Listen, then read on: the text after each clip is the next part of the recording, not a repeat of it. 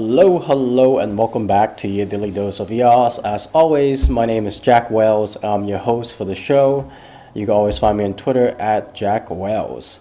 And before we start, I just want to say, yes, there wasn't a video yesterday. No, I'm not dead. I'm very much alive and well. Yesterday I was pretty busy with some stuff that I am gonna tell you guys later on in the week. I think it's very exciting.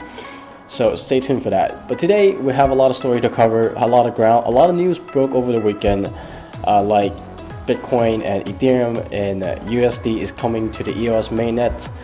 The referendum system have just been approved, and Telos, the sister chain of EOS mainnet, has just been launched. So stay tuned. To start the day off, we have BitDice announcing they'll be adding support for Bitcoin, Ethereum, and USDT. Now you might be wondering, isn't BitDice a EOS dApp? How is it supporting Bitcoin, Ethereum, and USDT? It doesn't really seem to make sense. And you'd be right. So what these are actually token representations of those assets. I know it's a little strange to have a token representing another token. What they're doing is BitDice is partnering up with BitPi, a reputable Bitcoin wallet provider, and they created a one-to-one peg token. So one eBTC is equal to one Bitcoin. And if you have one eBTC on the EOS network, you can always exchange it for one Bitcoin on the wallet. And the same thing with ETH. That's the Ethereum token. You can always trade one ETH for one Ethereum, and of course you can always trade one EUSD for one USDT token on the BitPi wallet. Some of the things you have to keep in mind is that you can only do this exchange through the XPi exchange built into the BitPi wallet.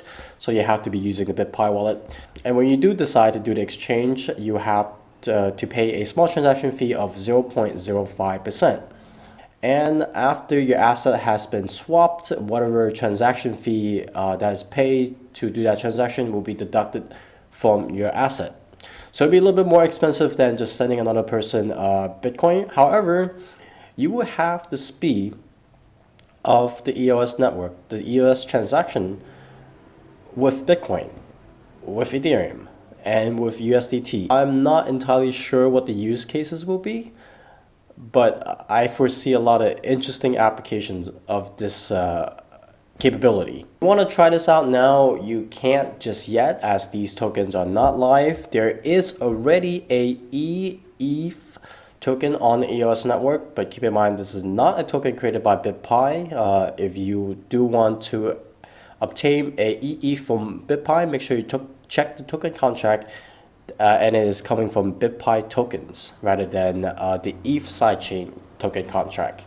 In other news, EOS New York and a bunch of other block producers like EOS Canada and EOS Nation have just approved the proposal to deploy the referendum contract to EOSIO.forum. As boring as this sounds, this has huge consequences for the EOS network.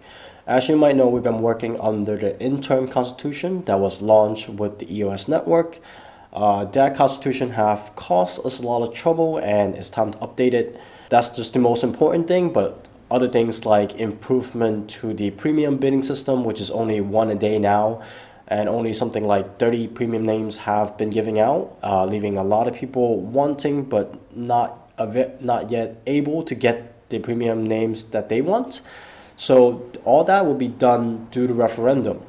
And last but not least, we have Telos, the sister blockchain, the rebellious sibling of the EOS network, have voted to launch. So Telos was actually founded by a group of block producers that's been around during the Genesis launch, and they saw how the tokens were unevenly distributed, mainly because a lot of them are being held by whales and exchanges.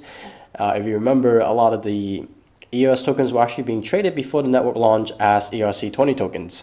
So what happened was a lot of exchanges had their hand on these tokens, who were holding it for their customers, and that led to a massive concentration. These users did not know they had to register for an account.